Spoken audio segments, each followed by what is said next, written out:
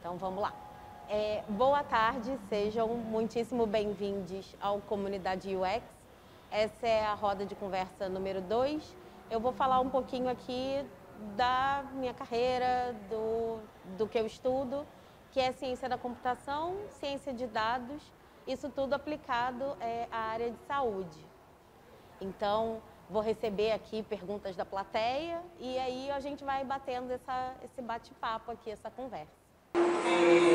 Eu sou muito leiga, nessa parte de nanotecnologia, de dados, eu sou muito leiga. Mas eu fico muito curiosa de saber como é que é exatamente que os dados e a tecnologia pode agir na biomedicina. Como é que a gente pode usar isso a nosso favor? Nossa, tem um sem número de possibilidades, né? A gente pode desde pensar numa esteira, por exemplo, de academia inteligente, que ela vai ali coletando seus dados, batimento cardíaco, ela vai coletando sua saturação, O2, a velocidade que você está correndo, e aí ela pode adaptando o seu treino usando IA, por exemplo. Ou então a gente também pode falar de um contexto, por exemplo, de um pronto-socorro, onde chega um monte de pacientes ao mesmo tempo, e aí tem aquela primeira triagem, né, que as enfermeiras fazem, mas aí depois que o paciente já fez o exame, a gente consegue, usando o IA, falar, olha, esse paciente aqui ele tem que ser atendido primeiro, mesmo que ele tenha chegado por último, porque ele tem uma coisa mais grave. E até chegando, auxiliar o médico a fazer um diagnóstico.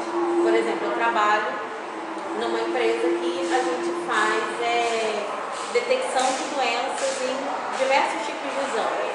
Raio-X, tomografias. E daí a gente consegue dizer para o médico, olha, nessa região aqui tem uma determinada patologia, dá uma olhada aqui com mais atenção, né? Isso ajuda o médico a ser mais rápido, ser mais preciso. Isso ajuda ele também, porque, por exemplo, esse caso aqui está completamente normal. Ele não precisa gastar muito tempo naquele caso ali. Ele pode passar por aquele caso mais rápido e dar mais atenção para casos mais graves. E nisso, detecção precoce de doenças. Por exemplo, quando você vai fazer um exame de raio-x, às vezes você vai fazer um exame de raio-x para, vamos dizer, para ver se tem uma pneumonia, para ver se tem Covid, né? Que se apresenta de uma forma de linfoma no pulmão. E aí, mas o médico está olhando o seu pulmão primeiramente, porque era isso que ele queria estar vendo. Mas você pode ter um nódulozinho pequeno em algum outro lugar e passar despercebido porque não era o foco da atenção do médico naquele momento. Então, isso ajuda, olha essa região aqui, porque tem um achado aqui, tem uma coisa importante. Então, a gente consegue usar para, todas essas coisas. Tem ainda trabalhos na academia de detecção de lesão na pele, então, câncer de pele.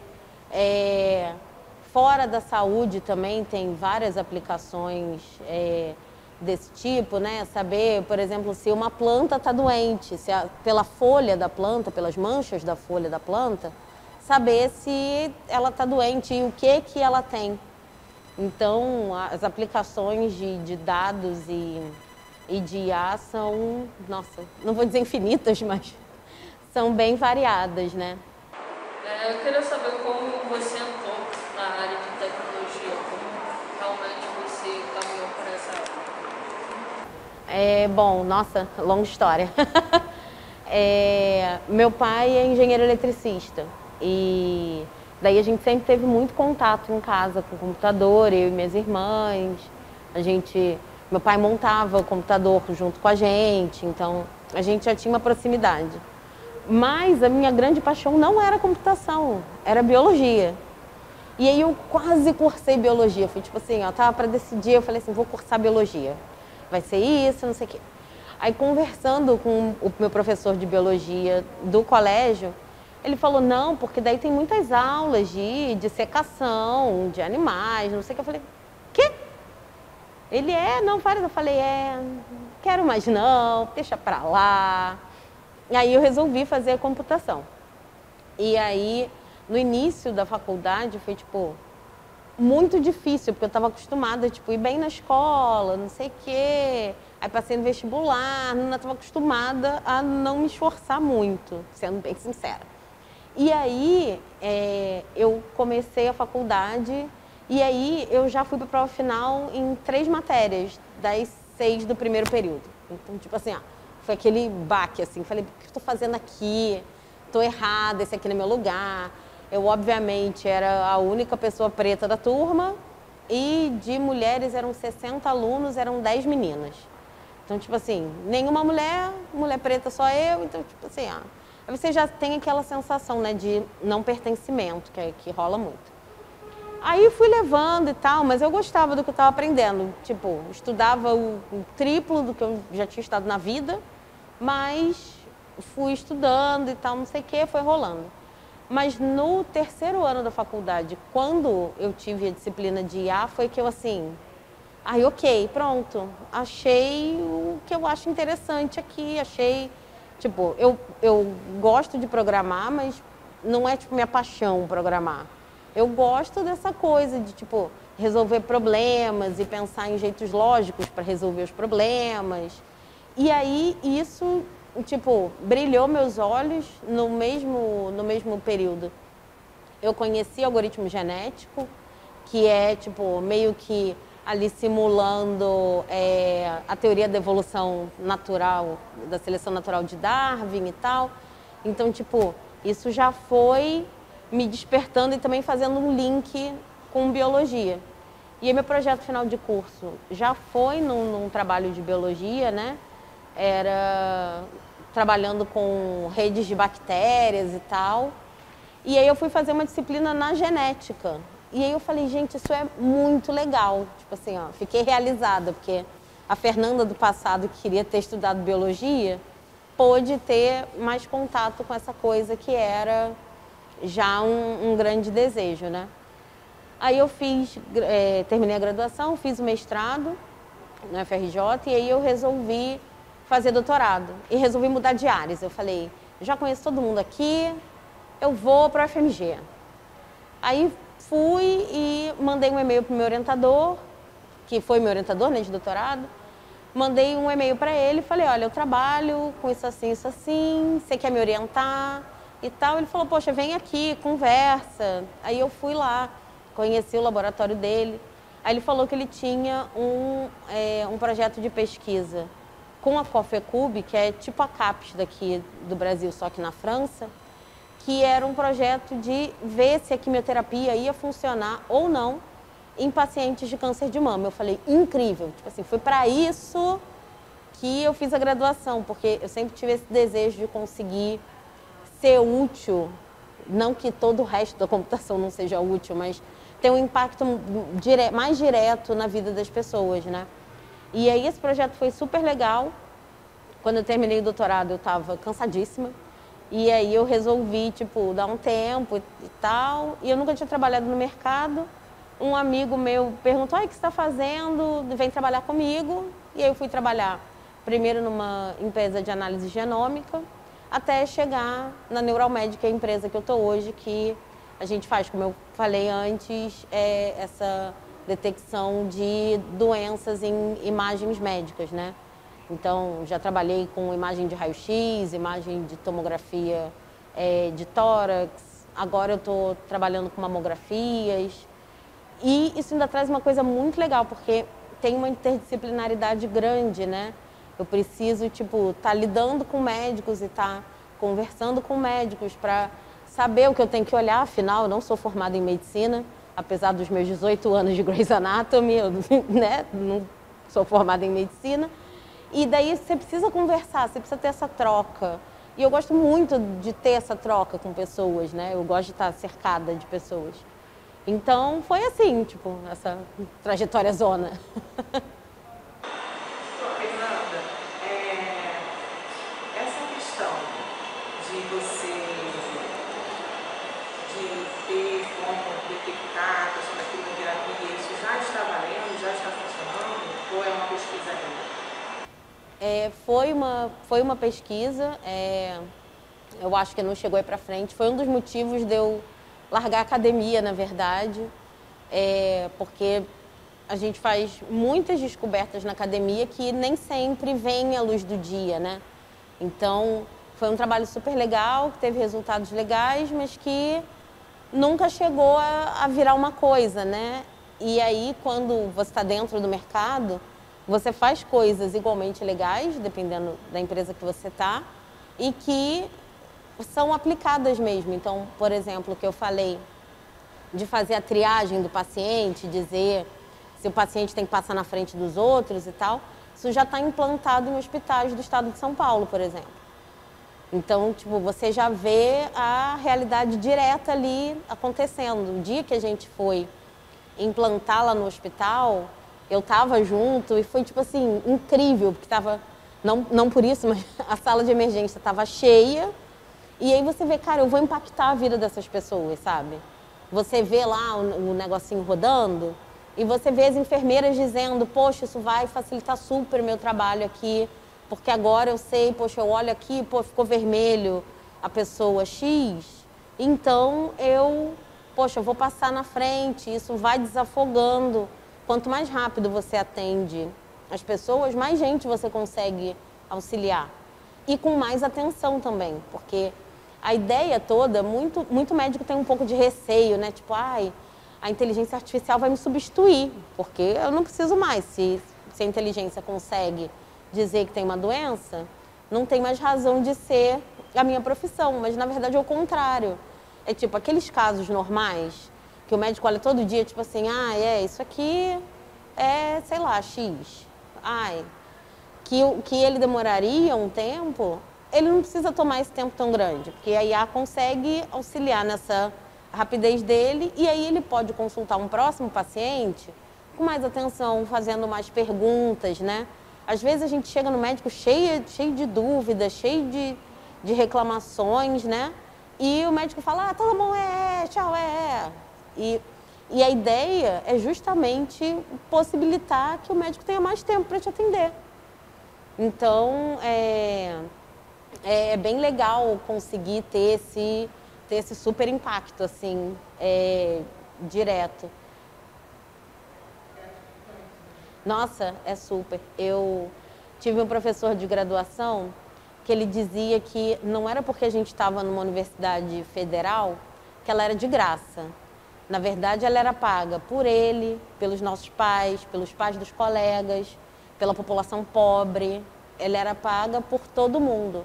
E que então a gente tinha obrigação de dar uma contrapartida para a sociedade. Isso ficou, tipo, muito guardado dentro da minha cabeça durante anos. Tipo, é muito legal conseguir dar essa contrapartida.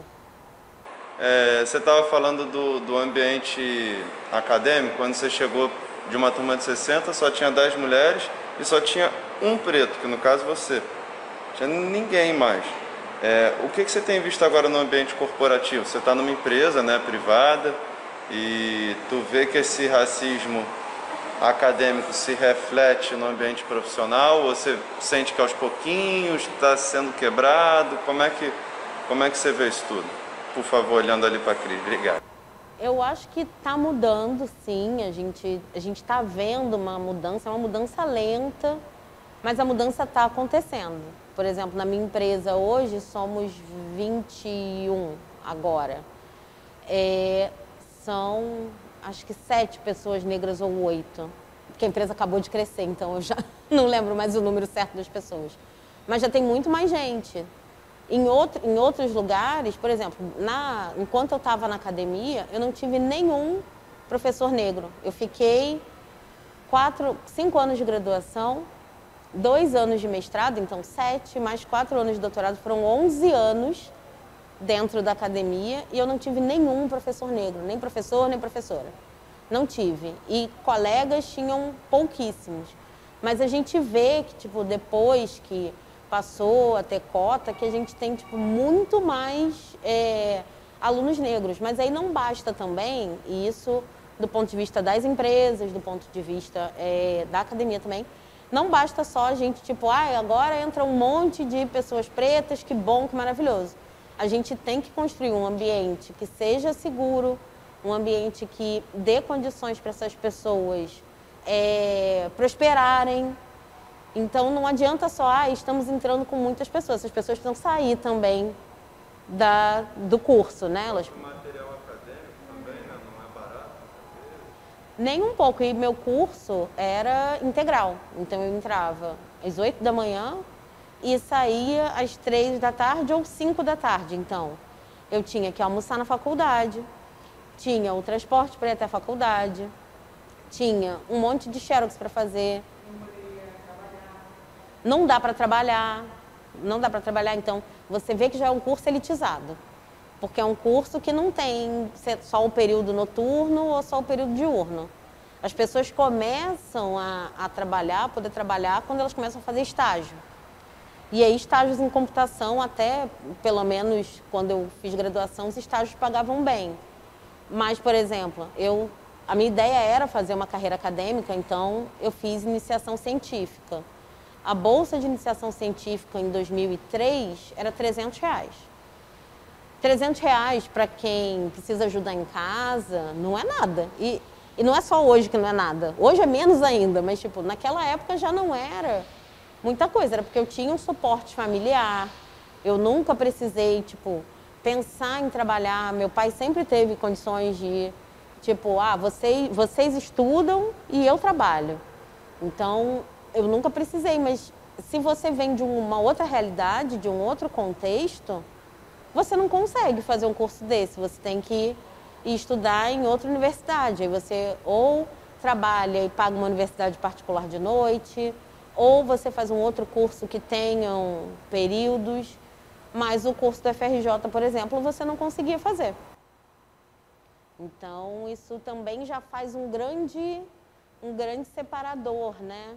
Eu queria perguntar para você sobre o que a IA está fazendo para avanço no estudo da neurodiversidade. Né? Eu vi algumas coisas que eles realmente estão pensando mais nesses casos para ajudar.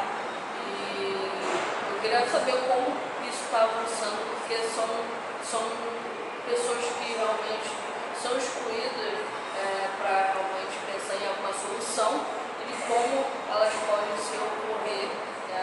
Apesar de que alguns materiais que fornecem para essas pessoas não têm acessibilidade de preço, né? Fazem algumas coisas, e como a gente pode dar reviravolta nisso tudo.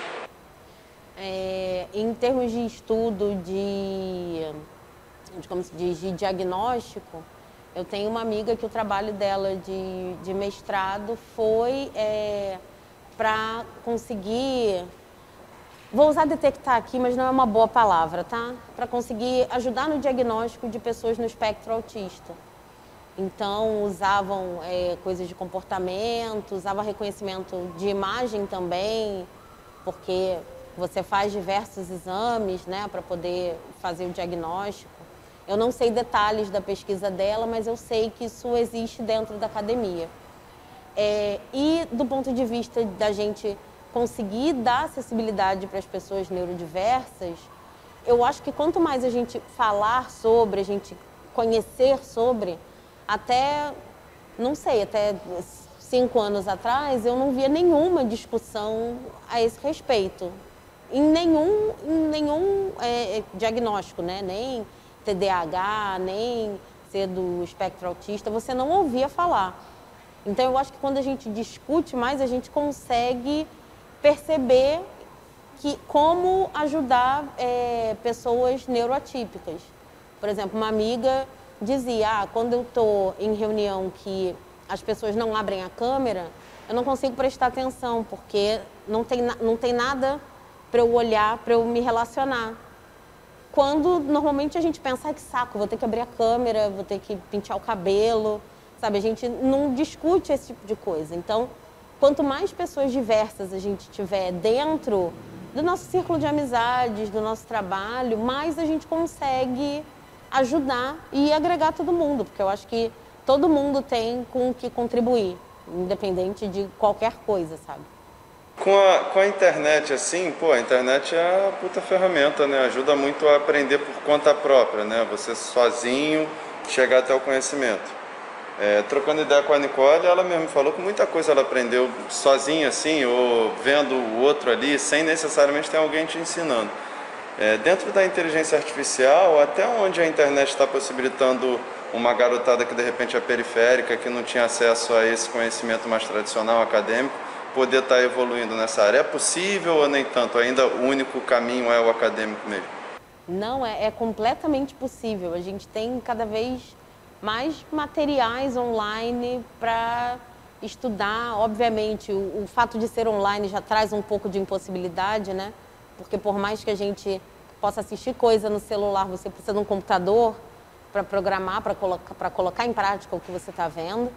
Mas se você tem essas ferramentas, é completamente possível. E uma coisa bem legal é que, assim, as empresas estão acordando para o fato de que não é porque a pessoa não teve uma educação formal, no sentido de, não fez um mestrado, não fez um doutorado, que aquela pessoa não tenha conhecimento naquela área e não possa aprender. Então, tem vários canais, tem o canal do Peixe Babel, tem o canal da programação dinâmica da Kizzy Terra com Alisson. A gente tem vários recursos hoje em dia e pessoas para pedir ajuda, né? Porque a gente pode, eu assisto um vídeo e eu aprendo, mas a gente também pode, tipo, poxa, mandar uma mensagem para alguém, mandar uma mensagem para a Kizzy, falar, poxa, Kizzy, eu vi seu vídeo, não entendi bem o que você quis dizer aqui. Esse senso de comunidade, né? É o que a gente está fazendo aqui, né? Esse senso de comunidade ajuda muito para que pessoas que não estão ali dentro dos grandes centros urbanos ou que não possam ter tido acesso à universidade, elas possam aprender e isso muda a vida de muita gente. Eu conheço muita gente que fez transição de carreira, que tinha uma outra vida, pessoas que trabalhavam na cozinha, fizeram um bootcamp, aí aprenderam a programar e aí, a partir daí, começaram a trabalhar com dados e hoje em dia, poxa, conseguem comprar seus apartamentos, conseguem ajudar a família. Então, eu acho que quando a gente democratiza, né, o acesso à informação, a gente também muda a realidade de muita gente. E aí, para emendar nessa, vai ser a última, para emendar nessa, assim, na minha área, por exemplo, essa chancela acadêmica do diploma já é totalmente dispensável, assim, o que te pedem é portfólio, deixa eu ver o que você é capaz de fazer. E também aquela coisa do QI, né, de quem indica e tal, é bom ter esse conhecimento. Na área da inteligência artificial, é possível escalar, assim como você falou, aprendendo de outros meios que não acadêmicos? É possível ter acesso numa empresa, você mostrando que é bom, mostrando que tem conhecimento, mostrando o resultado, mas sem ter o canudo? Sim, não, com certeza. Eu lembro, vou falar do exemplo da empresa que eu estou agora, mas a gente, tipo, fez entrevista com pessoas que não eram graduadas, tinham feito cursos e tal, e aí a gente sempre passa um testezinho de código para a pessoa fazer e entregar X dias depois. E aí é ali que a gente vê, tipo, a pessoa é bem organizada com o código dela, a pessoa demonstra conhecimento do que ela está fazendo. E isso independe da pessoa ter experiência acadêmica ou não. E isso é bem legal, realmente. Você dá a oportunidade da pessoa mostrar para além de quem o diploma dela diz que ela é, sabe? Porque também não é uma relação direta. A pessoa fez doutorado em X, então ela é muito boa naquilo. Isso também não é uma relação direta. Às vezes a pessoa é boa na teoria, né, e tal, mas, por exemplo, não é boa nas relações interpessoais. O que a gente chama de soft skill, né, que é você conseguir se comunicar bem, você trabalhar bem em equipe, isso também conta muito. Não é só essa coisa eu super faço muitos códigos, não sei o quê, mas você não consegue colaborar com ninguém, você é uma pessoa péssima de trabalhar junto. Então, assim, não tem acaba não tendo fit, né, do que a gente chama de, não tem esse encontro, esse encaixe, obrigada, não tem esse encaixe, né, com as outras pessoas do time. Eu queria fazer uma pergunta. Você falou que você não sabia onde a inteligência artificial podia chegar, né? Mas eu queria saber uma curiosidade. Onde você acha que ela nunca vai chegar? Acho que nas artes. Embora a gente tenha o projeto Magenta do Google, que é de criação de músicas. E assim, aí depende da sua definição de música. O que é música? É uma junção de notas em determinados compassos? Ou música é o sentimento que a pessoa quis expressar ali naquele momento? Se a gente está falando de sensibilidades, né? A máquina ela não consegue ter esse feeling sensível. A máquina é muito boa de reconhecer padrões e de criar padrões. Então, sim, dá para criar uma música. Aquela música, ela tem aquele sentimento, ela tem aquela alma de quem fez a música? Não tem. Mas eu acho que essas áreas mais sensíveis, né, que elas precisam de mais sensibilidade, de mais contexto, eu acho que as máquinas não têm chance. Pelo menos no futuro bem longo, assim. Acho que a gente não vai estar aqui para ver.